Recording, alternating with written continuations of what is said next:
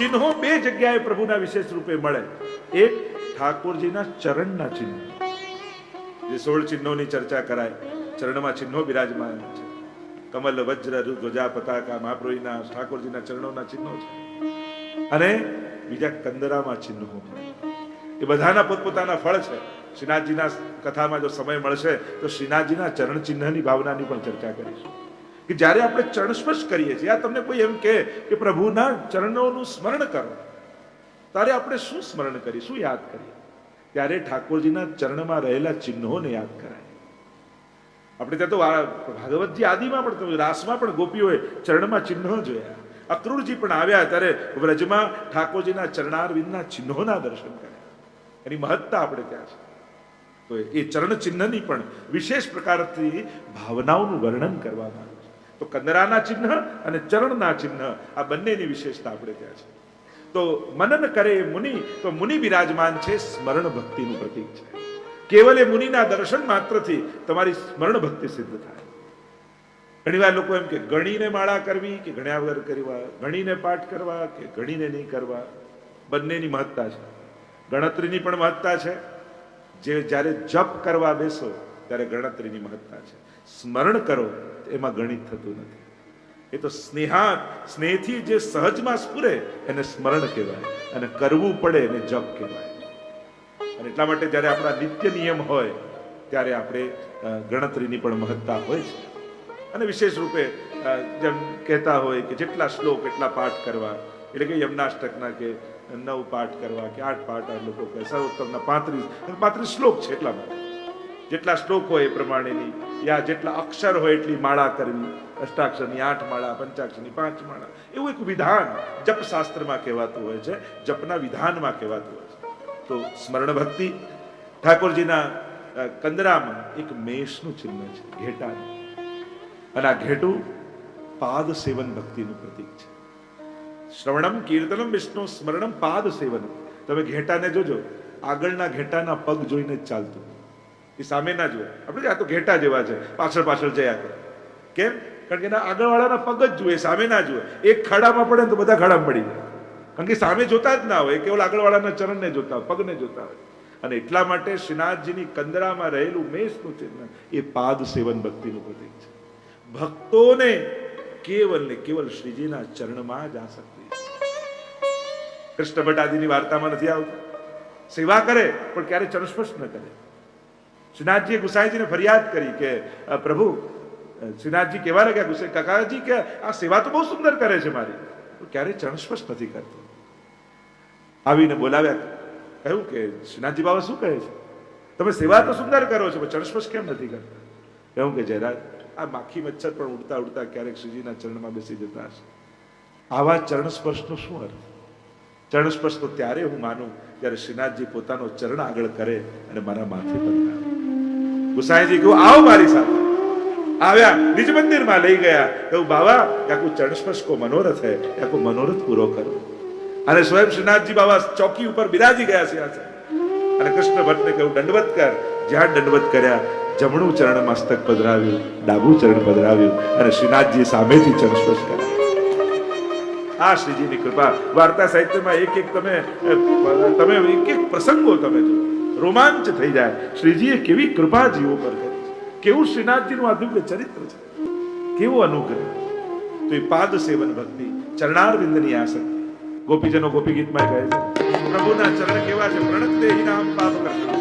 તમે કેવળ વંદન કરો ને, બધા જ પાપ મેળવી. તૃણચરાનુગમ, ગાયોની પાછળ જનાર, મણિભણાર્પિતમ, કાલિય નાગની ભણાકો કરનાર. અનેક વર્ણન તો ઘણા જનો વિસ્તાર નથી કરતો, પણ ચરણારવિંદનું બહુ મહાત્મ્ય આપણે ત્યાં કર્યું. ચરણારવિંદની ભક્તિ, બે પ્રકારની ભક્તિ શ્રીનાથજી મુખ્ય રૂપે છે, ચરણારવિંદની, બીજી મુખારવિંદ. શીતલ ભક્તિ અને તાપાત્મક ભક્તિ, સંયોગાત્મક ભક્તિ અને વિપ્રયોગાત્મક ભક્તિ. પ્રભુનું સ્વરૂપ કેવું છે? ઉભય રૂપ છે. શ્રીનાથજીના સ્વરૂપની આપણે એક મહત્તા સમજી લો. નટવર વપુ, નટવત અને વરવત, દ્વિદલાત્મક. અને શૃંગાર રસરૂપ પ્રભુ છે, અને શૃંગાર રસ દ્વિદલાત્મક છે. શ્યામ કેમ છે, કાળા કેમ છે, એના અનેક ભાવો કયા છે, પણ એનું મૂળ ભાવ એ છે શૃંગાર રસરૂપ પ્રભુ છે, અને શૃંગાર રસનો રંગ શ્યામ છે. ગોપીનાથજી તો ભાવ દીપિકામાં શ્રૃંગાર કલ્પ ધ્રુમમ એમ કહીને કહ્યું કે શ્રૃંગાર રૂપી કલ્પ વૃક્ષ ઠાકોરજી છે, શ્રીનાથજી છે એમ કહ્યું. અને શ્રૃંગાર દ્વિદલાત્મક, જે ચણાની બે ફાંક હોય ને એને દ્વિદલ કહેવાય. એમ શ્રીજીના સ્વરૂપની બે ફાંક, એક સંયોગાત્મક રસ, બીજો વિપ્રયોગાત્મક રસ. મળવાનો આનંદ અને ગુમાવવાનું દુઃખ, આ બંને એક જ સ્વરૂપમાં રહે છે. એટલે પ્રભુ બે રૂપે મળે ત્યારે પૂર્ણ પ્રાપ્તિ કહેવાય, વિપ્રયોગાત્મક, સંયોગાત્મક. એટલે તો રાસમાં મળ્યા, અંતર ધ્યાન થયા એટલે વિરહ અને પછી પ્રાપ્તિ. સંયોગ અને વિયોગ બંને રૂપે શ્રીનાથજી છે. તો જે ચર્ચા કરી રહ્યા છે, મેષનું ચિહ્ન એ પાદ સેવન ભક્તિનું પ્રતીક છે. કેવલ એના દર્શન માત્રથી પાદ સેવન ભક્તિ સિદ્ધ થાય. મયુર, મોર એ અર્ચન ભક્તિ છે, એ અર્ચન ભક્તિની સિદ્ધિ છે મયુરની. જ્યારે મોરના દર્શન કરો છો, મોર જ્યારે રસમત્ત બને ત્યારે પીછાને ફેલાવી નૃત્ય કરે એટલે આપણે યમનાષ્ટકમાં પણ કહીએ છીએ, શુક મયુર હંસાદિવી પ્રિયાભિરીવ સેવિતા શુક મયુર હંસાદિવી. આપણે લાગે શુક એટલે પોપટ, મયુર એટલે મોર અને હંસ એનાથી સેવિત. પણ આ તો ત્રણેય પ્રકારની ભક્તિ છે. શુક એટલે વાચિક ભક્તિ, મીઠું મીઠું બોલે, કીર્તન ગાય. મયુર એટલે કાયિક ભક્તિ, પીછા ફેલાવી અને નૃત્ય કરી પ્રભુને આનંદ કરાવે. અને હંસ એ માનસિક ભક્તિ છે. હંસ કેવું મનમાં જાણે તપ કરતું હોય તો શાંત થઈને બેઠું હોય, એ માનસિક ભક્તિ. આમ ત્રણ પ્રકારની ભક્તિ. તો અર્ચન ભક્તિ એટલે કે જે છે એનું અર્ચના કરવી, તો પોતાના પીછા ફેલાવી, પોતાના પીછા ખેરવી અને ઠાકોરજી એને ધારણ કરે અને પોતાનું સમર્પણ સિદ્ધ કરે. તો મયુરના દર્શન માત્રથી અર્ચન ભક્તિ સિદ્ધ થાય. શ્રવણમ કીર્તનમ વિષ્ણુ સ્મરણમ પાદ સેવનમ અર્ચનમ વંદનમ.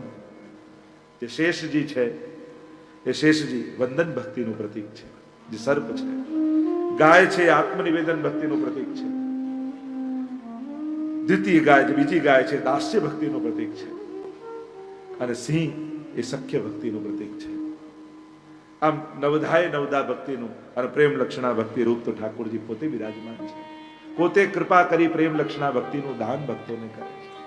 શ્રીનાથજીના સ્વરૂપની અનેકવિધ પ્રકારની ચર્ચાઓ, એક ભાવના એ બતાવવામાં આવી શ્રીનાથજીના સ્વરૂપની. જુદા જુદા આચાર્ય અને ભગવદીઓ દ્વારા જે જુદા જુદા રૂપે શ્રીનાથજીના સ્વરૂપને સમજાવવામાં આવ્યું છે. ચાર ખૂણા એ ચારે પ્રકારની નિકુંજ છે, ચારે ગોપીજનોની. જે ચાર યુથ છે મુખ્ય વ્રજ ગોપીઓના, નિત્ય સિદ્ધા ગોપીજનોનું યુથ, શ્રુતિરૂપા, ઋષિરૂપા અને કુમારિકા ગોપીજન, એ મુખ્ય ચાર જે યુથ છે એ યુથના જુદા જુદા નિકુંજો છે, જે શ્રીનાથજીને સ્વરૂપના ચાર ખૂણા છે. મસ્તકમાં શુક એ લીલા શુક છે.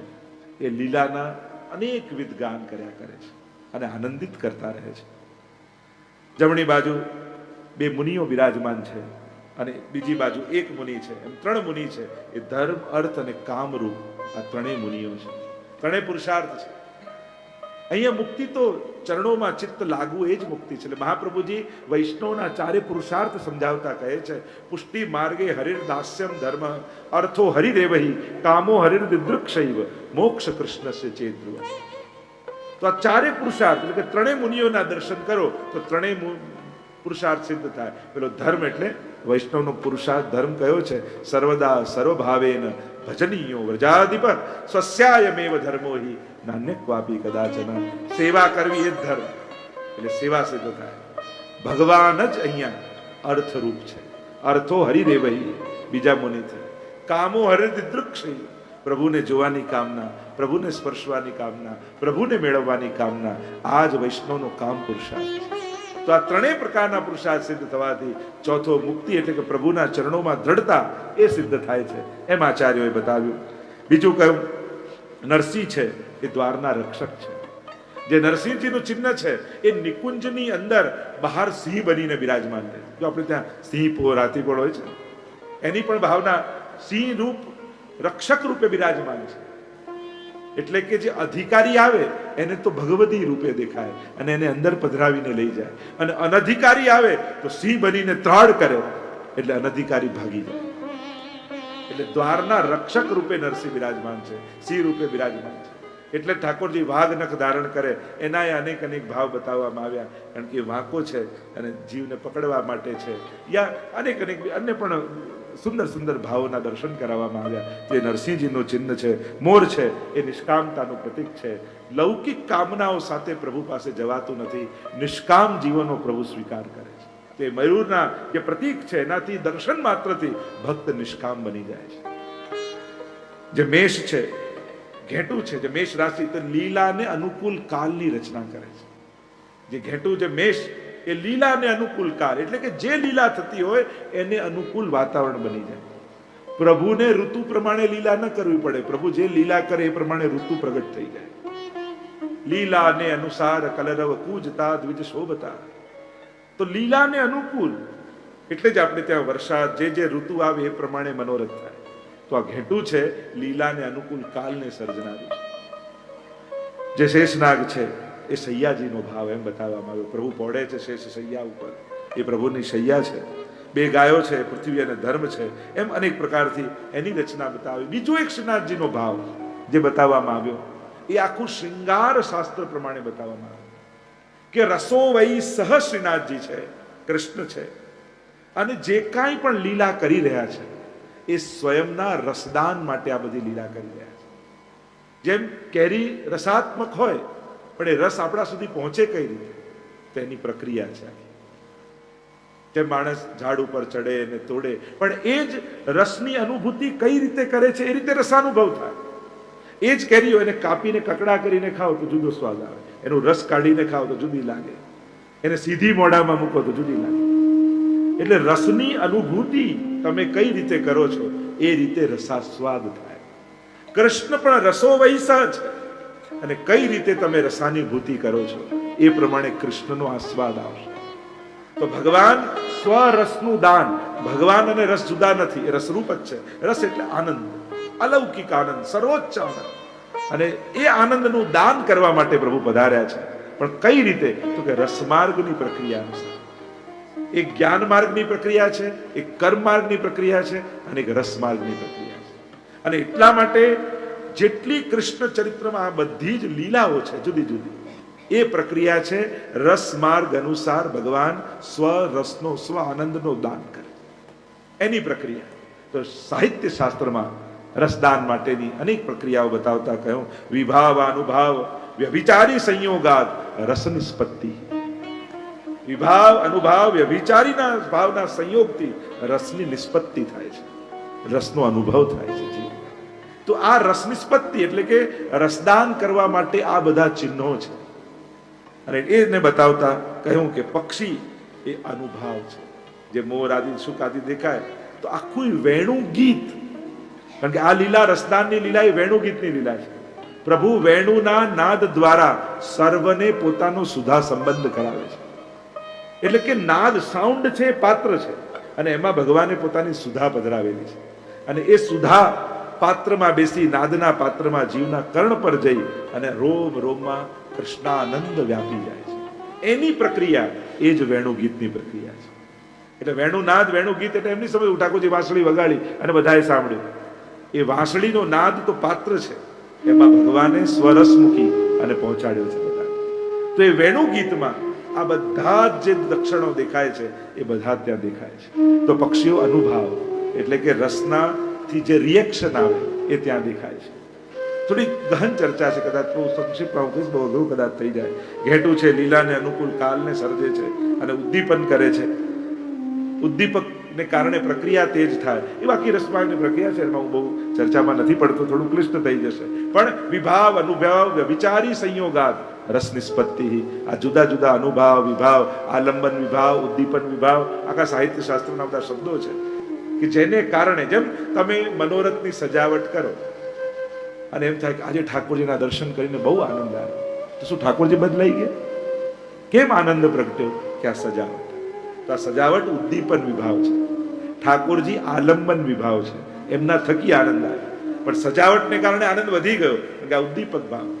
તો આખું વેણુ ગીતમાં બરહા પીડમ નટવર વપુહુ કર્ણયો કર્ણિકારમ બિભ્રદ્વાંસ કનક કપીશમ વૈજયંત, એમાં પણ આ પ્રકારની પ્રક્રિયા સુબોધનીમાં મહાપ્રભુજીએ સમજાવી છે કે કઈ રીતે પ્રભુ સ્વરસનું દાન રસશાસ્ત્ર પ્રમાણે કરે છે. એટલે જ આપણી ભક્તિ છે ને એ ગોપીઓની ભક્તિ છે.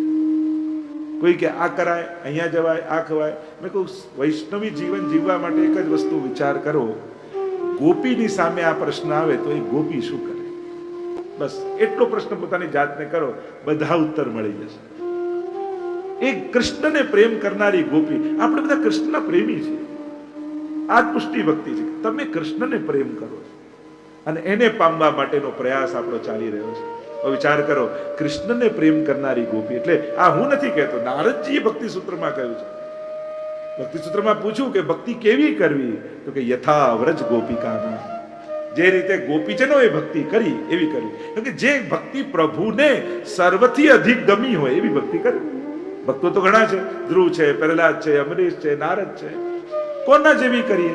તો કે પ્રભુને જેની ભક્તિ સૌથી વધારે ગમી. તો કોની સૌથી વધારે ગમી? તો કે ગોપીઓ. ગોપી પ્રેમ કી ધ્વજા, જીન ગોપાલ કિયો વશ ઉર્ધરી શ્યામ ભુજા. પ્રેમની ધ્વજા ગોપીઓને કહી છે. અને એટલા માટે આપણે બધા ગોપીઓને ફોલો કરનારા છે. એટલે પછી તમને એમ થાય કે હવે આની માનતા કરાય, આ કરાય, પેલું કરાય. ગોપીઓ શું કરે? ચિંતન કરો, પોતાની જાતને પ્રશ્ન કરો કે આવા સંજોગે ગોપીએ શું કરે. સંસારમાં રહેવા માટે પોતાની જાતને એક પ્રશ્ન કરો કે મહાપ્રભુજીના સેવકે શું કરવું જોઈએ આ સમયે. સંસારનો કોઈ પણ પ્રશ્ન આવે ને, વ્યક્તિ બનીને ઉકેલ કાઢવા જશો ને તો ઝઘડો થશે. વૈષ્ણવ બનીને ઉકેલ કાઢશો તો સમાધાન મળશે. અને એટલા માટે પોતાની જાતને પ્રશ્ન કરો એ સમયે કે આવા સંજોગોમાં એક વૈષ્ણવે શું કરવું. ત્યારે વ્યક્તિ મટી જાય, વૈષ્ણવ બની જાય.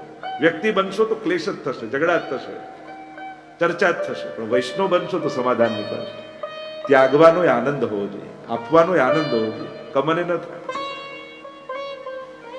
અભાવ અને ત્યાગ, એમાં સંયમ બંનેમાં ફરક છે. જમવાનું કાંઈ ન હોય ને આખો દિવસ ભૂખ્યા ગયા એને ઉપવાસ ન કહેવાય, એ તો ભૂખમરો કહેવાય. આખી રાત ઊંઘ ના આવી એ તો બીમારી કહેવાય, એને જાગરણ ન કહેવાય. આ બંનેમાં પ્રક્રિયા સરખી લાગે, ફરક છે ને.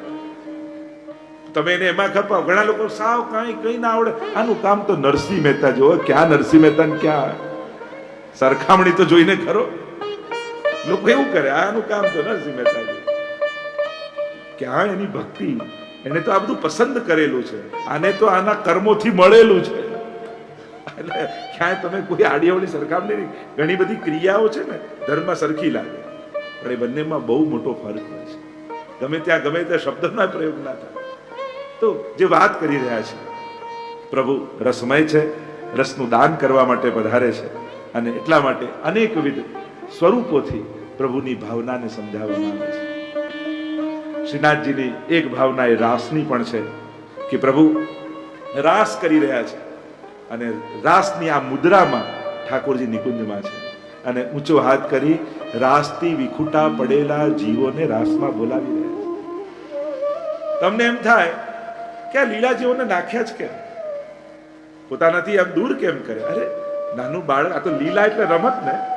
નાનું બાળક બોલથી રમતો જોયો છે, આમ દૂર નાખે તો એ શેના માટે? એને દૂર ફેંકવા માટે ના, પછી દોડીને પકડી જવા માટે, પકડી લેવા માટે. આ તો એની રમત છે, આ તો ખેલ છે. અને ખેલમાં તો આ રીતે જ રમાય. તો ઠાકોરજી આ લીલા કરે છે જીવોને ભૂતલ પર, અને પાછા પોતે ભૂતલ પર પધારે છે. અને પોતે પધારે છે તો કેટલા જીવોનું કલ્યાણ થાય છે. અને એટલા માટે આ લીલાથી વિખૂટા પડેલા જીવો છે, લીલાથી કાઢેલા જીવો નથી. ઘણા જોઈને એમ લાગે આને કાઢ્યો જ લાગે છે, આ વિખૂટો નહીં પડ્યો, આને તો ઠાકોરજી કાઢ્યો લાગે. મૂળ વાત એ છે, પ્રભુ તો કૃપાળુ જ છે. એને આ બધા ક્રોધ, ઈર્ષા, લોભ, ભય ભગવાનમાં ન હોય, ભેદભાવ ભગવાનમાં ન હોય. એ તો કરુણા જ કરતા જાય છે. હા, કોઈને પોતાના યજ્ઞોથી તારે છે, કોઈને પોતાના વેદથી તારે છે, અને કોઈના માટે તો પોતે આવીને ઉપાડી લે છે ખોળામાં. તો હે વૈષ્ણવ, તમે તો ભાગ્યશાળી છો, તમારા માટે તો પોતે શ્રીનાથજી પધાર્યા છે. એમણે બીજા કોઈને નથી મોકલ્યા, પોતે આવીને તમને તાર્યા.